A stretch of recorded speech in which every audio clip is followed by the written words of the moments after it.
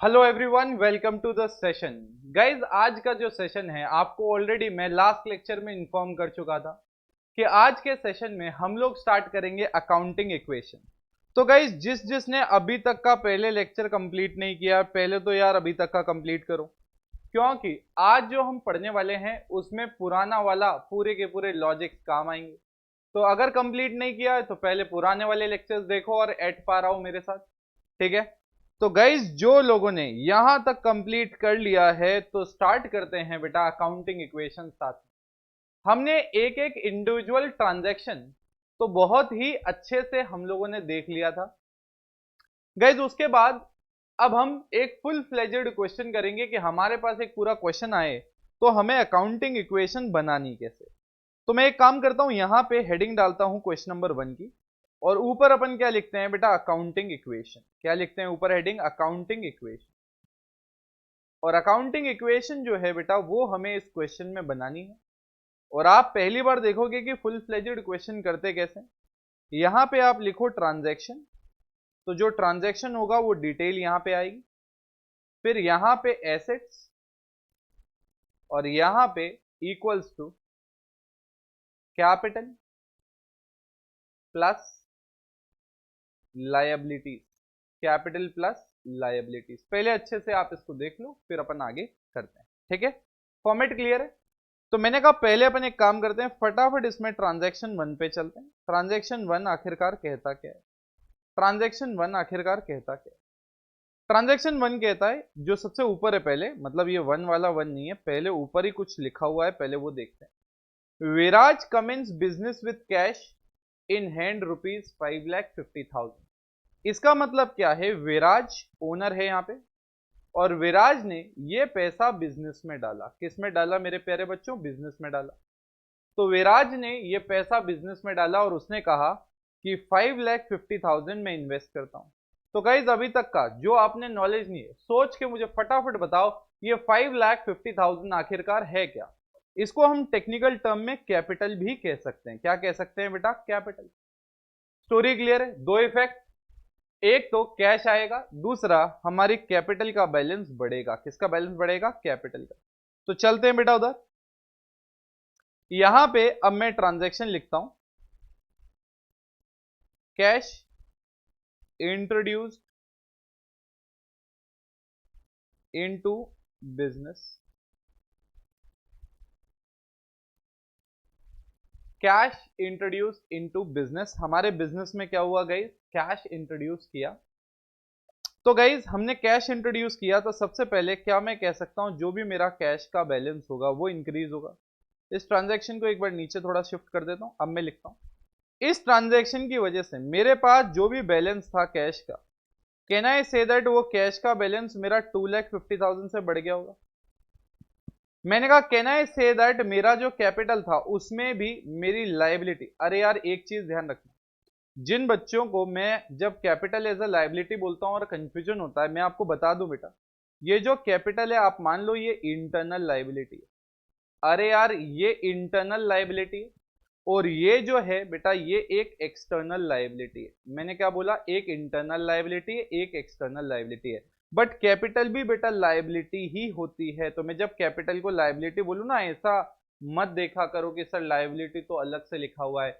Capital is also a liability, but that is internal liability payable to the owner, whereas the liability that is the external liability payable to the outsiders who are not connected to the business but only transacting with the business. Clear cut फंडा है। अब सुनो, मैंने कहा जैसे ही हमारे पास ये आया तो हमने कहा हमारे पास बिजनेस में हमने कमेंसमेंट किया, बिजनेस हमने क्या किया, स्टार्ट कर दिया। गाइज, अब मैं आपको बताता हूं, फर्स्ट ट्रांजैक्शन के बाद तो हम अकाउंटिंग इक्वेशन को टैली नहीं करते हैं। जो कैपिटल इंट्रोडक्शन वाला पार्ट होता है उसमें हम टैली नहीं करते हैं, बट सेकंड ट्रांजैक्शन से अकाउंटिंग इक्वेशन को टैली भी करना है। अभी अपन देखेंगे कैसे। पहले आप मुझे एक एक ट्रांजैक्शन डिटेल में समझाते जाओ। अब देखो ये क्या है, जो कि यहां पे पहला लिखा है, but we already know that हमने कैपिटल का एडजस्टमेंट कर दिया है। Purchase goods worth rupees 20,000 was made at point and remaining at purchase goods of rupees 20,000 at point and the remaining and credit. तो गाइज यहाँ पे ऐसा कुछ अमाउंट तो मुझे बाइफरकेटेड दिया हुआ नहीं, तो मैं ये मान लूंगा purchase goods of ₹20,000 were made at point and the remaining at credit, but remaining at credit की मुझे कोई वैल्यू नहीं दे रखी है, तो मैं मानूंगा कि रिमेनिंग कुछ हमारे पास है ही नहीं। हमने 20,000 खरीदा और 20,000 मैंने कैसे खरीदा, कैश में खरीदा, in the absence of contrary information, मैं यही मानूंगा। या आप ये भी मान सकते हो कि ये लाइन एग्जिस्ट ही नहीं करती है आपके लिए, the purchase goods of ₹20,000 was made at point, तो मतलब हमने 20,000 का क्या किया, गुड्स खरीदा। तो मैंने कहा यार देखो 20,000 का हमने गुड्स खरीदा, तो ये बहुत ही simple transaction, purchase goods, transaction का नाम क्या डाल दिया हमने, परचेज गुड्स, हमने परचेज गुड्स डाल दिया ट्रांजैक्शन का नाम, और हमने कहा कितने का माल खरीदा गाइस, 20,000। तो मुझे बताओ ना, जब हम गुड्स खरीदते थे गाइस, याद है हमने वो एक एक ट्रांजैक्शन पढ़ा था, दो दो इफेक्ट एनालाइज किए थे, ताकि जब हम अकाउंटिंग इक्वेशन पे आए तो मैं आपको विजुअलाइज कराऊं तो आपको याद आए। बताओ दो इफेक्ट, सबसे पहले आपका कैश का जो बैलेंस है वो क्या हो जाएगा गाइस, कम हो जाएगा। अब आपके पास यहाँ पे एक नया एसेट आपको बनाना पड़ेगा जिसका नाम होगा स्टॉक, मतलब गुड्स जो आपने खरीदे, जो आपके पास आए, तो उनका स्टॉक आपके पास बढ़ जाएगा और वो हो जाएगा 20,000। उसके अलावा और कोई चेंजेस नहीं है। तो कैन आई से दैट जब मैं इस अकाउंटिंग, मैंने क्या कहा था, जैसे कमेंसमेंट वाला ट्रांजैक्शन के बाद तो अकाउंटिंग इक्वेशन टैली नहीं करते, उसके बाद हम बार बार इसको टैली करेंगे। तो आज की डेट में इस ट्रांजैक्शन के बाद व्हाट इज माय कैश का balance 2,30,000, what is my stock का balance that is 20,000, equals to what is my capital का balance 2,50,000, is there any liability का balance, no, so can I say that 230 plus 20 is 250 and that is my liability plus capital का balance, that is 250। do we by any chance have any problem, क्या हमें कोई दिक्कत है, क्या हमें कोई प्रॉब्लम है इसमें, नहीं गाइज। उसके बाद थर्ड पॉइंट क्या कहता है गाइस, ये थर्ड पॉइंट जो कहता है, ये बात करता है, ये किसके बारे में बात करता है, ट्रांजैक्शन देखते हैं पहले गाइस। आपको वो जस्टिफाइड तो हो गया ना कि कैसे हमने दो इफेक्ट दिए और कैसा मेरा अकाउंटिंग इक्वेशन क्या हो रहा है गाइस, टैली हो रहा है। उसके बाद अब second transaction, legal expenses were made ₹15,000 in cash. तो टेल मी गाइस, सबसे पहले लीगल एक्सपेंसेस, याद करो जब आप कोई एक्सपेंस किया करते थे, याद करो जब आप कोई एक्सपेंसेस किया करते थे और कैश में किया करते थे, तो एक तो कैश का बैलेंस कम होता था, याद करो, दूसरा आपका जो आपका कैपिटल का बैलेंस था, मैंने आपको बताया था कि जो भी आपका खर्चा होगा ना, वो कैपिटल में आपके क्या होगा बेटा, माइनस होगा, जाके कैपिटल में क्या होगा, माइनस। तो वी नो द ट्रांजैक्शन बेटा, हमें कोई डिफिकल्टी है इसमें, कोई डिफिकल्टी है, समझ में तो आ ही रहा है, हमें दिमाग में जा ही रहा है अपने। तो मैंने कहा अब इसको अपन दोनों इफेक्ट को विजुअलाइज करते हैं और देखते हैं कि क्या इंपैक्ट पड़ेगा। तो मैंने कहा सबसे पहले यहां लिखते हैं लीगल एक्सपेंसेस। तो सबसे पहले तो ट्रांजैक्शन का नाम डाल दिया मैंने, और ट्रांजैक्शन का नाम क्या डाला, legal expense. Guys legal expenses में मैंने क्या डाला, 15,000 का मेरा एक्सपेंस हुआ, तो मेरा कैश का बैलेंस 15,000 से कम होगा, स्टॉक पे कोई फर्क नहीं पड़ेगा, बट ये मेरा खर्चा है एंड खर्चा I deduct from the capital. Why I deduct from the capital, detail में समझ चुके हैं कि anything which is my expense ultimately that has to be borne by the owner. अरे कोई फायदा होगा तो ओनर को मिलेगा, कोई नुकसान होगा तो ओनर से लेंगे। तो हमने ओनर की तरफ क्या किया, ओनर से वो 15,000 रुपए उसके कैपिटल में से माइनस कर दिया। Now tell me one thing, transaction खत्म हो गया, बिल्कुल यस। अब देखो ना अकाउंटिंग इक्वेशन टैली करके देखो ना, क्या अभी भी मैच होती है क्या, चेक करते हैं। 230 में से 15 गया, तो what is the balance guys, 2,15,000। Clear है। उसके बाद do we have any change in the value of stock, no. Can I say the capital balance will change, what will be my capital balance, capital balance will be 2,35,000, 2,35,000। Do we by any chance have any problem, सवाल ही नहीं उठता।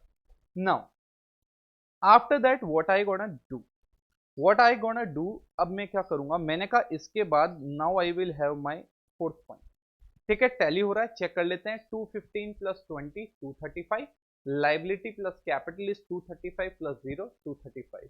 तो क्या मेरा asset equals to capital plus liability tally होता है, 100% tally होता है गाइज। उसके बाद मैं आता हूं फोर्थ पॉइंट पे, मतलब यहां वाला third point, fixed asset purchase of market value 90,000 at 10% discount. Guys अब दिमाग में याद करो वो प्रिंसिपल।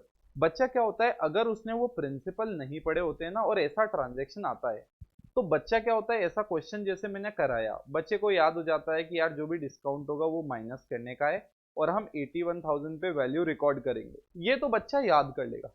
बट जिसने मेरे साथ शुरू से बेसिक स्ट्रॉन्ग करते हुए चले हैं ना बेटा, जिसका बेसिक स्ट्रॉन्ग हुआ है मेरे साथ गाइज, वो यहाँ पे कनेक्ट कर पाएगा कि हमारा एक कॉस्ट प्रिंसिपल होता है।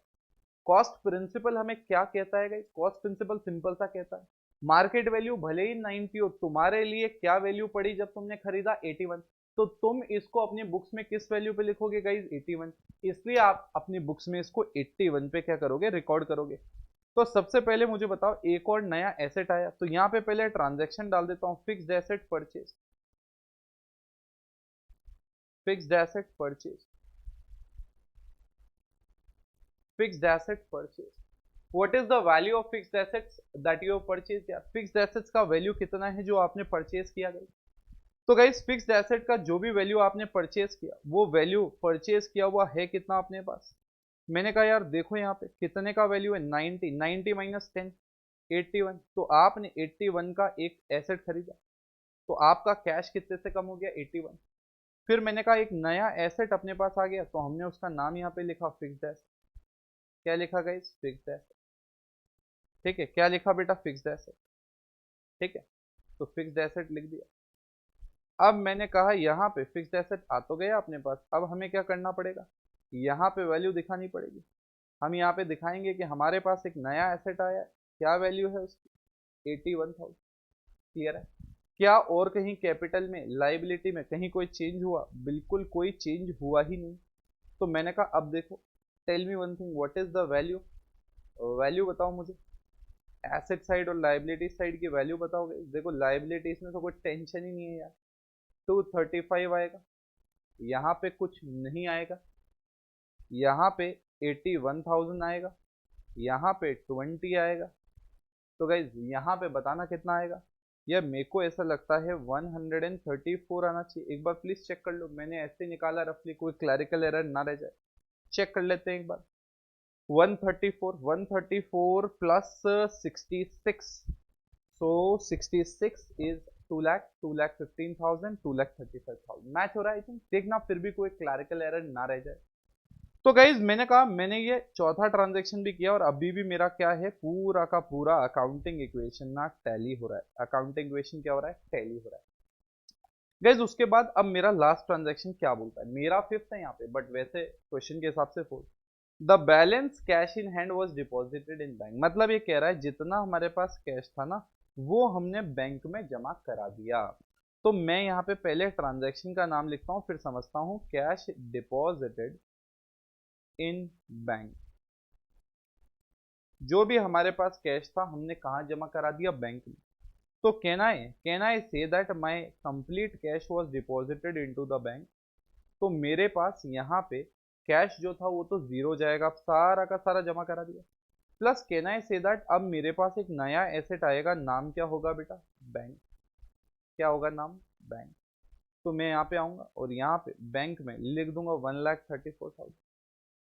बाकी और किसी में कोई चेंज नहीं है भैया, किसी में कोई चेंज नहीं है। Now let's try to figure out what is my cash का बैलेंस, जीरो यार। व्हाट इज माय स्टॉक का balance, 20। What is my fixed asset का balance, 81। What is my bank का balance final, 134 is equals to 2,35,000। Liability का balance zero. तो can I say that final accounting equation कहाँ tally हो रही है guys, 2,35,000 is equals to 2,35,000। आप चाहो तो इसके आगे फाइनल इक्वेशन या कुछ भी ऐसा भी लिख सकते हो, कोई इसमें प्रॉब्लम नहीं।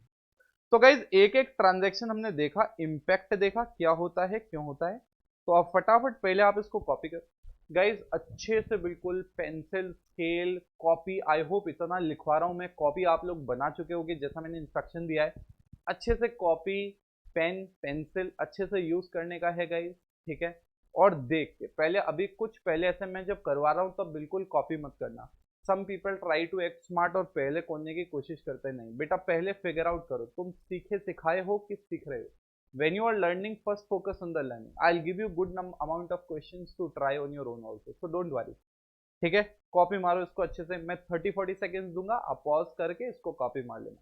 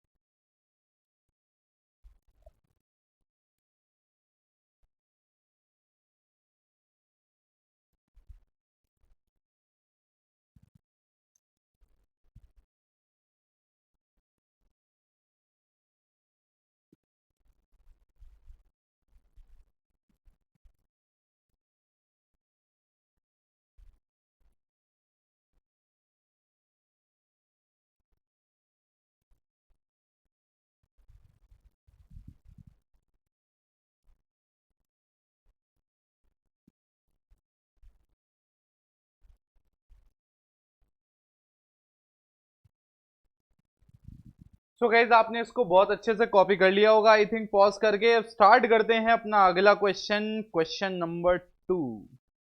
गाइज ऑलरेडी हमें फॉर्मेट तो पता ही है. हमें क्या करने का है, यहाँ पे अकाउंटिंग इक्वेशन लिखना है, ऊपर अकाउंटिंग इक्वेशन लिखना है. और अकाउंटिंग इक्वेशन लिखने के बाद आपको ऑलरेडी पता है फॉर्मेट क्या होगा, ट्रांजैक्शन. बेसिक फॉर्मेट तो अपन ऑलरेडी सीख के आ चुके हैं. फिर यहाँ पे क्या आएगा, asset equals to capital plus liability. Guys आपको अगर ऐसा लगे कि एक पेज पे आपके नहीं आ रहा है, ठीक है, जैसे अभी मैं कहूँ एक पेज पे नहीं आ रहा है, तो आप ऐसे पेज को रादर देन राइटिंग वर्टिकल आप उसको हॉरिजॉन्टल भी कर सकते हो. ठीक है, ऐसा भी आप कर सकते हो. तो मैंने कहा ये मैंने एक फॉर्मेट रेडी कर लिया है. ठीक है गाइस, अब स्टार्ट करते हैं क्वेश्चन नंबर 2. क्या कहता है question number 2? Ritvik started a business with 90,000 cash and brought furniture belonging to his old office value 1,50,000. Ritwik करके बंदा था, उसने क्या किया, बिजनेस स्टार्ट किया. कितने कैश के साथ, 90,000. उसने फर्नीचर भी ब्रॉट किया अपने ओल्ड ऑफिस से, वैल्यू क्या था, 90,000. वैल्यू क्या था गाइस, 90,000. देखो अब ध्यान से मैं क्या कह रहा हूं.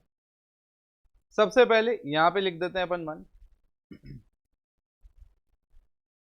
Started business. और ये ट्रांजैक्शन में देखो ज्यादा पूरा पूरा लिखने की जरूरत नहीं है, ज्यादा पूरा पूरा लिखने की जरूरत नहीं है, डोंट वरी.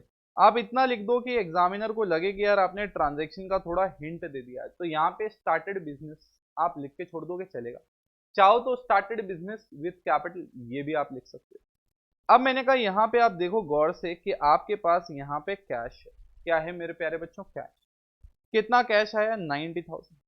मैंने कहा देखो एक चीज आपको यहाँ पे और क्लियर होती है. क्या क्लियर होती है, कि जब ओनर बिजनेस स्टार्ट करता है तो जरूरी नहीं है वो कैपिटल के नाम पे सिर्फ कैश ही लाए. वो कुछ काइंड में भी ला सकता है, कोई ऐसी चीज भी ला सकता है जो बिजनेस में यूज आए. बिजनेस में क्या है बेटा, यूज, वो भी कैपिटल ही मानी जाएगी. Capital always does not mean cash. Capital can also be in kind, मतलब कैश के अलावा भी कोई और फॉर्म में कैपिटल आ सकती है. जैसे इसने अपने बिजनेस में पुराना जो एक फर्नीचर था 1,50,000 का वो लेके आया. स्टोरी क्लियर है गाइस, अपने को दिमाग में सेट है मैं क्या कह रहा हूं. अब देखो ध्यान से देखना मैं क्या कह रहा हूं. मैंने कहा अब वो की वही कैपिटल में एडजस्टमेंट करेंगे. कितना, टोटल कैपिटल कितनी हो गई, 240. अरे टोटल उसने पैसा या वैल्यू कितनी इन्वेस्ट करी बिजनेस में, 90 plus 150, 2,40,000.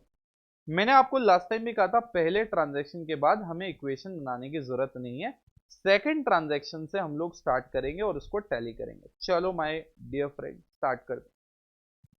Purchase building from Kailash, किससे बिल्डिंग परचेज की? कैलाश से। कितने की? 10 लाख। अब ध्यान से सुनिए, by taking HDFC loan of 8,50,000 and remaining amount is still outstanding. अब ध्यान से सुनिए, पहले तो आपको जो भी ट्रांजैक्शन आप देखोगे उसको ब्रेक करना पड़ेगा। क्या करना पड़ेगा? ब्रेक करना पड़ेगा। ब्रेक कैसे? देखो यार, 10 लाख की आपने बिल्डिंग खरीदी, तो पहला ट्रांजैक्शन तो ये आपको पता पड़ गया कि भैया पहला इफेक्ट तो कि 10 लाख की आपके पास बिल्डिंग आएगी। अब मैंने कहा 10 लाख में से हमने एचडीएफसी से बैंक लोन लिया, एचडीएफसी से बैंक लोन लिया और 8.5 लाख तो हमने पे कर दिया। बाकी 1.5 लाख हमने कैलाश को कहा बेटा तेरे को बाद में देंगे। देखो यार, दोनों के दोनों केसेस में ही गाइस, दोनों के दोनों केसेस में ही आप मुझे एक बात बताओ, फर्म की तो लायबिलिटी है, बिजनेस की तो क्या है? लायबिलिटी है ना यार। बिजनेस की तो दोनों केस में लायबिलिटी है, चाहे पैसा एचडीएफसी बैंक को दो चाहे पैसा कैलाश को दो, दोनों केस में ही हमें क्या करना है? पेमेंट तो बाद में ही करना है। तो मैंने कहा आप सुनना ध्यान से, यहां पे अब मैं हेडिंग डाल रहा हूं, परचेज बिल्डिंग। मैंने कहा परचेज बिल्डिंग, तो मेरे पास एक नया एसेट आया, नाम रखा हमने उसका बिल्डिंग। क्या रखा नाम? बिल्डिंग। Story clear? क्या नाम रखा गई? बिल्डिंग। अब मैंने कहा बिल्डिंग मेरे पास आई और बिल्डिंग की वैल्यू क्या थी गाइस? बिल्डिंग की वैल्यू थी 10 लाख रुपीज। कितनी थी value? 10 lakh rupees. Tell me one thing, did we pay in cash? No. Did we pay in cash? No. हमारे पास क्या आया बेटा? एक तो एचडीएफसी लोन आया, एचडीएफसी लोन प्लस कैलाश नाम से हमारे पास एक और लाइबिलिटी आई। ध्यान से सुनना, ध्यान से सुनना, मैंने कहा हमारे पास एचडीएफसी बैंक से लोन आया और वो लोन आया 8,50,000 और कैलाश नाम से एक लाइबिलिटी आई 1,50,000। सर वो नाम ही लिखा अपन ने, क्रेडिटर नहीं लिखा। बेटा देखो, जब नाम गिवन हो तो नाम ही लिखोगे। अगर ऐसा नाम नहीं गिवन होता, ऐसा लिखा होता परचेज बिल्डिंग ऑन क्रेडिट, तो मैं यहाँ पे नाम लिखता क्रेडिटर या वेंडर। वेंडर बेस्ट नाम होता है, बट स्कूल के हिसाब से वो लोग क्रेडिटर ही चेक करते हैं, तो स्कूल में आप चेक कर सकते हो वो क्या प्रेफर करते हैं। वैसे vendor is the correct form, but books वगैरह में क्रेडिटर ही दिया हुआ रहता है। ठीक है, अब सुनो, मैंने कहा उसके बाद पेड एडवांस इलेक्ट्रिसिटी चार्जेस। क्या बोला? पेड एडवांस इलेक्ट्रिसिटी चार्जेस, मतलब हमने एडवांस में कुछ इलेक्ट्रिसिटी चार्जेस पे किए। मुझे एक चीज बताओ, मुझे एक चीज बताओ, तुमने एडवांस में एक्सपेंस, भाई मैंने तो सारे ट्रांजैक्शन एक बार करा चुका हूं तुम्हें, यहां पे तो क्वेश्चन में प्रैक्टिस कर रहे हैं। मैंने कहा अगर आप कोई प्रीपेड एक्सपेंस करते हो, paid advance electricity charges, paid advance electricity charges how much guys? 10,000। तो मैंने कहा यहां पे लिखो आप इलेक्ट्रिसिटी चार्जेस और ऊपर लिख दो एडवांस। हो सकता है जगह कम पड़ेगी, उस समय अपन देखेंगे। पेड एडवांस इलेक्ट्रिसिटी चार्जेस कितना है? 10,000। तो मुझे बताओ 10,000 से क्या मेरा कैश कम होगा? यस, पेमेंट करोगे तो कैश तो कम होगा, पहला इफेक्ट। बट दूसरा, आपके पास एसेट आ जाएगा, अब अगली बार नहीं देना। यस कि नो यार? एक काम करते हैं, पहले सेकंड के बाद यार अपन ने वो अकाउंटिंग इक्वेशन नहीं बनाई, याद आ रहा है क्या कुछ? मतलब वो इक्वेशन टैली नहीं करी यार, तो पहले वो टैली कर देते हैं ताकि अपने प्रोसीजर में कोई दिक्कत ना आए, ट्रांजैक्शन में चले गए अपन कॉन्फिडेंट हो। चलो आओ बेटा, यहां पे अकाउंटिंग इक्वेशन एक बार टैली कर लेते हैं। क्या कहती है अकाउंटिंग इक्वेशन अपनी? कैश कितने का? 90, फर्नीचर कितने का? 150, मेरे पास बिल्डिंग कितने की? 10 लाख। तो टोटल कितना हो गया यार? टोटल हो गया 90 प्लस 150 240, 240 प्लस 10 लाख 12,40,000। इधर देखो ना, 2,40,000 तो कैपिटल है, वो तो है ही है। उसके बाद में आप देखो यहाँ पे एचडीएफसी बैंक लोन है 8,50,000, भैया बिल्कुल ठीक है। फिर हमारा कैलाश की तरफ लायबिलिटी है 1,50,000। यस के नो यार? कोई डिफिकल्टी है इसमें? कोई डिफिकल्टी का सवाल ही नहीं है। अपने पास थोड़ी जगह है तो अपन इसको थोड़ा सा और सेट कर लेते हैं ताकि लायबिलिटीज तो और आ सकती हैं, तो अपन इसको सेट कर लेते हैं ताकि हमारे पास एक लायबिलिटी लिखने का और चांस मिल जाए।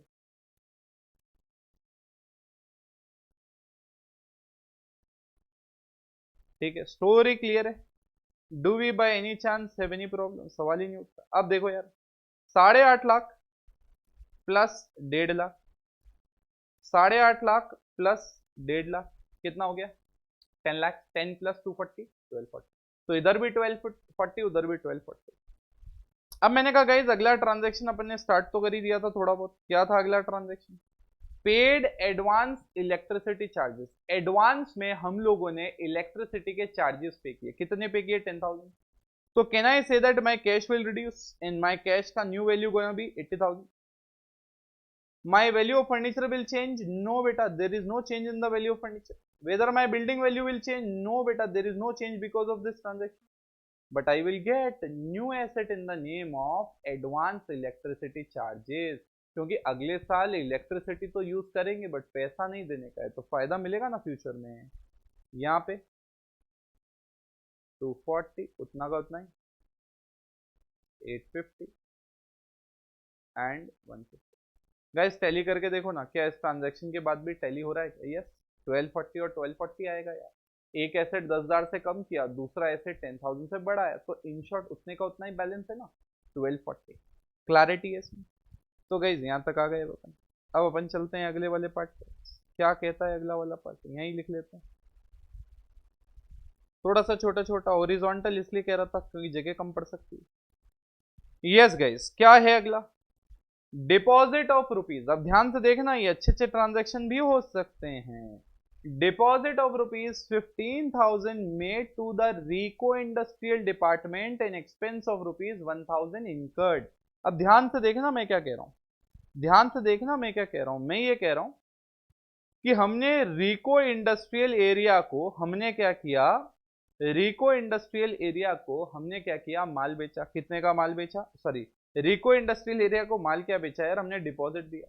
अब सबसे पहले आपको ये समझना पड़ेगा ये डिपॉजिट क्या होता है। देखो अभी मैंने कहा रिको इंडस्ट्रियल एरिया, ये चीजें बेटा आप लिखते जाना ताकि आपको एक्सप्लेनेशन के लिए रहे, आप फर्स्ट टाइम कर रहे हो तो। लेट्स से आप रिको इंडस्ट्रियल एरिया में गए, और रिको इंडस्ट्रियल आपने सुना होगा हर एक सिटी में आस पड़ोस में सिटी के बाहर की तरफ एक इंडस्ट्रियल एरिया बनाती है गवर्नमेंट। तो जब ये इंडस्ट्रियल एरिया बनाती है तो यहाँ पे इंडस्ट्रीज आती है, बहुत सारी ऑपरेट करती है। तो क्या होता है, इन इंडस्ट्रीज को जब इस एरिया में ऑपरेट करने दिया जाता है तो इनसे क्या लिया जाता है? एक डिपॉजिट लिया जाता है। क्या लिया जाता है? डिपॉजिट। डिपॉजिट का सिंपल सा मतलब होता है आज तुम पैसे दे रहे हो, बाद में जब इंडस्ट्री खाली करोगे तो आपको ये डिपॉजिट वापस रिटर्न हो जाएगा। क्या हो जाएगा? वापस रिटर्न।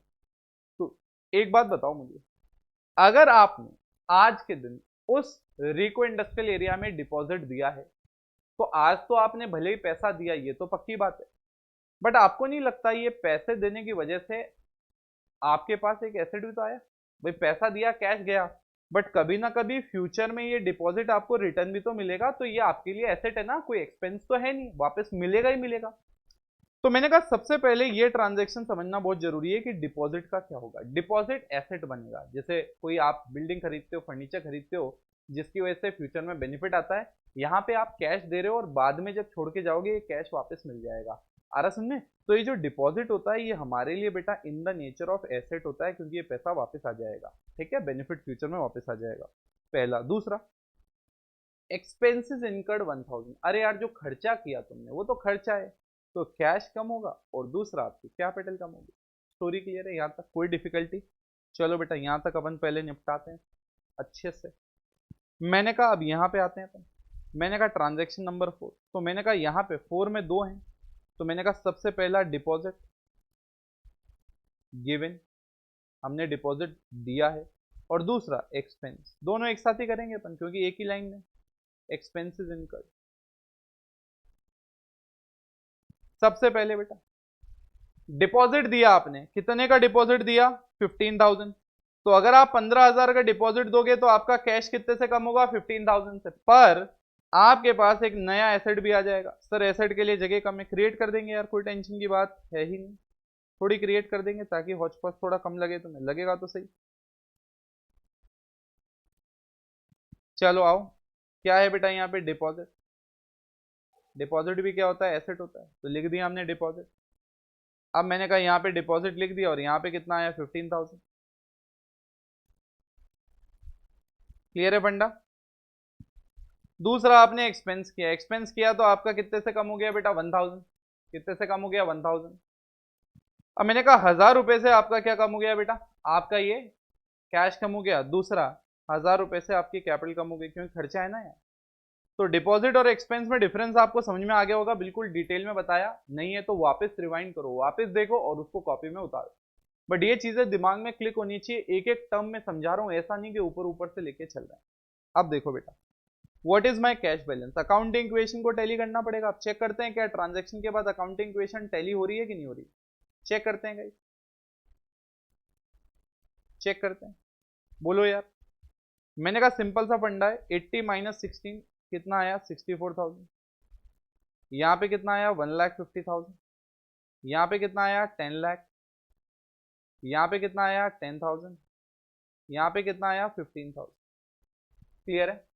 यहाँ पे देखो अब क्या है 2,39,000, यहाँ पे 8,50,000 और यहाँ पे 1,50,000।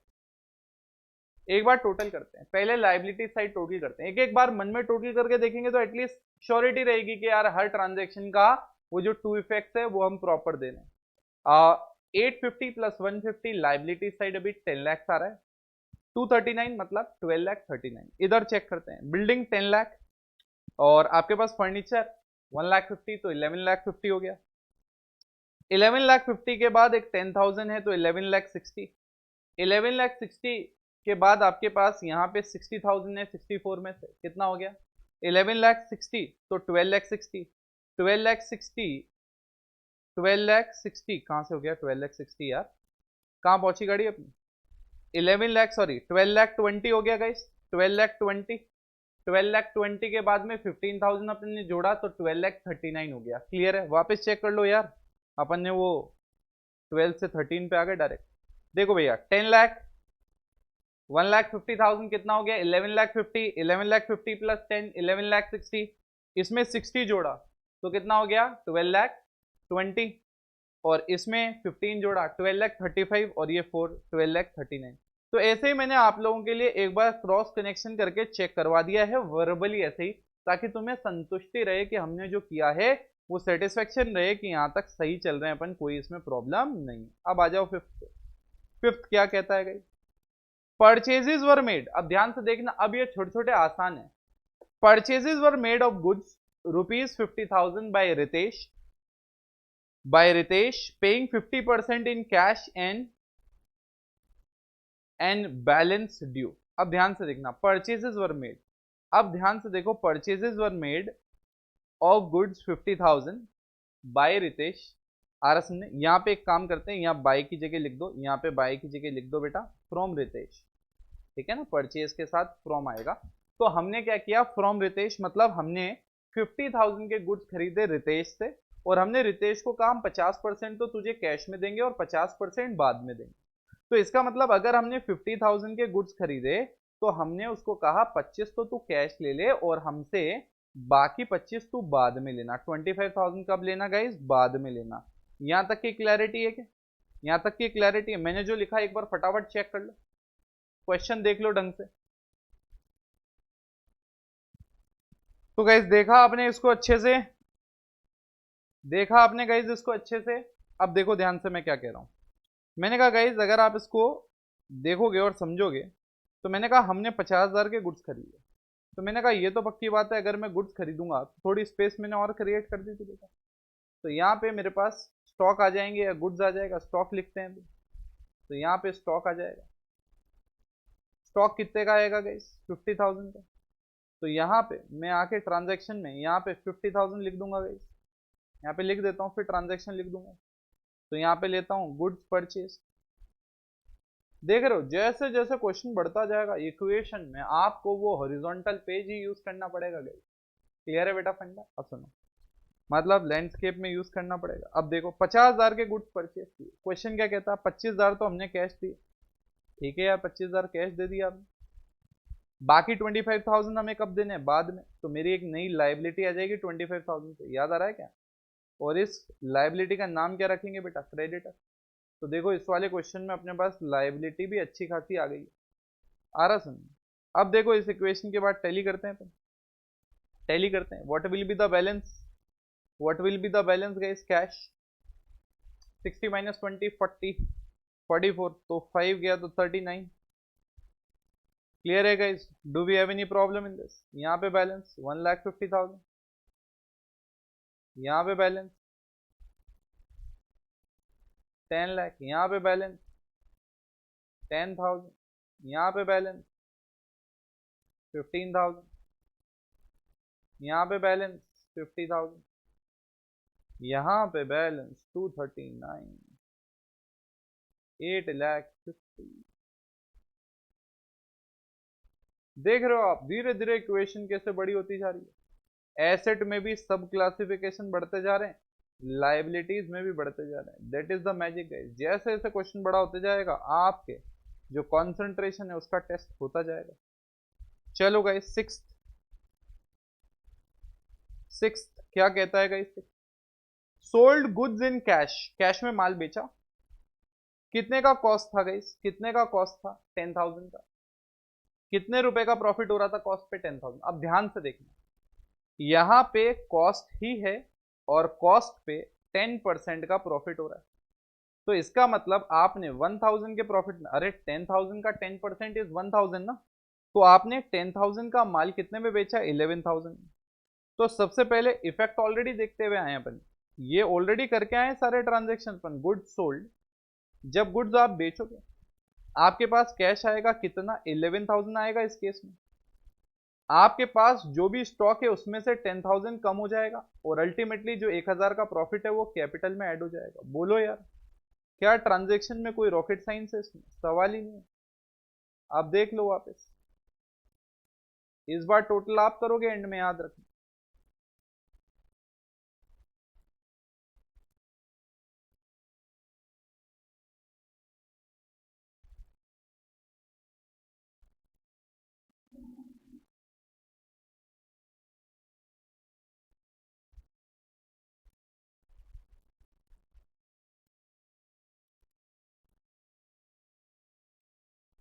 डन गाइस, बिल्कुल सेट है, कोई प्रॉब्लम इसमें सवाल ही नहीं उठता यार। अब गाइस देखो, फाइनल ट्रांजैक्शन आपको मैच करना पड़ेगा। अब देखो लास्ट वाला, गाइस लास्ट का ट्रांजैक्शन थोड़ा सा ट्रिकी है। अगर कैलकुलेशन आपकी स्ट्रांग है तो कोई प्रॉब्लम नहीं है। अब देखना ध्यान से मैं क्या कह रहा हूं। Goods taken by Ritwik of sales value. Who is Ritwik? Ritwik is the मालिक गाइस। तो सेल्स वैल्यू 10,500 का गुड्स, प्रॉफिट 5% पे बेचा। ध्यान से देखना, ध्यान से देखना। ओनर जब भी कोई ड्राइंग्स करता है, मतलब गुड्स लेके जाता है, वो हमेशा कॉस्ट पे लेके जाएगा। कौन से पे लेके जाएगा? कॉस्ट पे। तो मेरे को क्या करने का है, ये जो सेल्स वैल्यू है ना, इस सेल्स वैल्यू में से माय डियर फ्रेंड्स मुझे इसमें से प्रॉफिट माइनस करना पड़ेगा। आ रहा समझे? तो ही तो मुझे पास कॉस्ट आएगी। बोलो यार, अब ध्यान से सुनना और ध्यान से सुनना, वापस समझा रहा हूं। मैंने कहा ऋत्विक ने 10,500 का गुड्स विड्रॉ किया, बट 10,500 सेल्स वैल्यू है, ऋत्विक ओनर है, तो वो कॉस्ट पे ही लेके जाएगा। ट्रांजैक्शन किस पे होगा बेटा? कॉस्ट पे होगा। तो अब मैं ये कहना चाह रहा हूं कि ये 10,500 आ तो गया, बट 10,500 में से प्रॉफिट माइनस करना है। सर आप एक काम करो ना, ऊपर आपने कॉस्ट पे 10,000 पे 10% प्रॉफिट निकाला था, तो हो गया ना काम, डायरेक्ट निकालो ना 10,000 टू 10%। मैंने कहा यार ऊपर वाले क्वेश्चन में ना, ऊपर वाले पॉइंट में ना दोनों तरफ कॉस्ट था, यहाँ पे भी कॉस्ट और यहाँ पे भी कॉस्ट, तो मैच था। मैच होता है तब डायरेक्ट निकाल लेते, यहाँ पे मिसमैच है। कैसे? यहाँ पे सेल्स वैल्यू गिवन है और यहाँ पे कॉस्ट गिवन है, तो जब भी मिसमैच होता है आप नॉर्मली प्रॉफिट नहीं निकाल सकते डायरेक्ट मल्टीप्लाई करके। आ रहा समझ में? मैं यहाँ पे आज तुम्हें डायरेक्ट फॉर्मूला बता रहा हूँ, अभी अभी डायरेक्ट फॉर्मूला बता रहा हूँ इस अभी अभी के लिए। कल जब लेक्चर स्टार्ट होगा तो ये परसेंटेज वाला कॉन्सेप्ट समझाऊंगा, क्योंकि ये बहुत लंबे तक काम में आएगा, आगे तक काम में आएगा। ठीक है, तो आप अभी ध्यान रखो।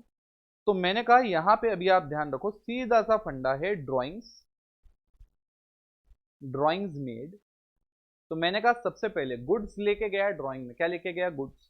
तो सीधा सा फंडा है, यहां गुड्स में से माइनस होगा और यहां पे कैपिटल में से माइनस होगा, इसके अलावा और कोई इंपैक्ट ही नहीं। तो सर इसके अलावा कोई इंपैक्ट नहीं है? मैंने कहा बिल्कुल नहीं। फिर सर ये इतना इंपॉर्टेंट कैसे हो गया? मैंने कहा ये इंपॉर्टेंट इसलिए हो गया माय डियर फ्रेंड्स, ये हमने 25,000 नहीं लिखा यार, इसको भी तो कैरी करना है। और बाकी कोई ट्रांजैक्शन में इंपैक्ट नहीं हुआ। अब सबसे पहले इसकी कॉस्ट कैसे निकालोगे, मैं अभी फॉर्मूला बता रहा हूं। देखो गाइस ध्यान रखना, इस वाले लेक्चर में मैं सिर्फ फॉर्मूला बता रहा हूं, ठीक है, कि आप कैसे निकालोगे प्रॉफिट। ठीक है, आप प्रॉफिट कैसे निकालोगे, आप निकालोगे जो भी आपके पास सेल्स वैल्यू है that is 10,500 multiplied by what is the profit value 5%, 5 divided by 100 plus 5।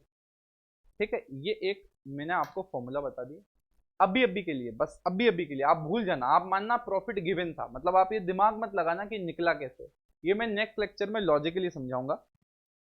तो गाइज यहाँ पे जब आप देखोगे तो यहाँ पे जो प्रॉफिट आएगा वो आएगा 500 रुपीज। कितना आएगा प्रॉफिट, 500। तो इसका मतलब अगर मुझे कॉस्ट निकालनी है तो मैं सेल्स वैल्यू जो भी है उस सेल्स वैल्यू में से प्रॉफिट निकाल दूंगा। गाइज ये प्रॉफिट का वापस बोल रहा हूँ, फॉर्मूले में अभी दिमाग लगाना ही नहीं है। आप मान लो क्वेश्चन में 500 गिव ही नहीं था, मैं अगले लेक्चर में शुरू के 10 to 15 मिनट्स पहले ये प्रॉफिट कैसे निकालते हैं, ये परसेंटेज कॉस्ट का कॉन्सेप्ट जो है वो अच्छे से बताऊंगा। कितना आया कॉस्ट, 10,000। तो ये ट्रांजैक्शन हमें गिवन था सेल्स वैल्यू पे, बट हमें कौन सी वैल्यू पे लेना है, कॉस्ट पे, एंड कॉस्ट कितनी आई बेटा, 10,000। स्टोरी क्लियर है, अब आ जाओ। अब यहाँ पे आप लिखोगे एक एक करके, यहाँ पे कितना 50,000, यहाँ पे 1,50,000, यहाँ पे 10 लाख, यहाँ पे 10,000, यहाँ पे 15,000, यहाँ पे 30,000 इक्वल्स टू 2,30,000, 8,50,000 एंड 1,50,000। आगे याद रखना वो 25,000 भी है, नहीं तो डिफरेंस आएगा। तो पहले ये टोटल करोगे आप और अकाउंटिंग इक्वेशन को क्या करोगे, टैली करोगे। ठीक है, ये मैंने आपको बता दी। इसका मैं पूरा डिटेल्ड एक्सप्लेनेशन अगले लेक्चर में दूंगा, अभी अपन दिमाग में लगाएंगे। आज अकाउंटिंग इक्वेशन पे ही पूरा कॉन्सेंट्रेशन। ठीक है, मैं थोड़ा सा इसको छोटा कर देता हूँ ताकि आपको पूरा का पूरा दिखे। अब आप इसको अच्छे से कॉपी करना बिल्कुल बढ़िया तरीके से।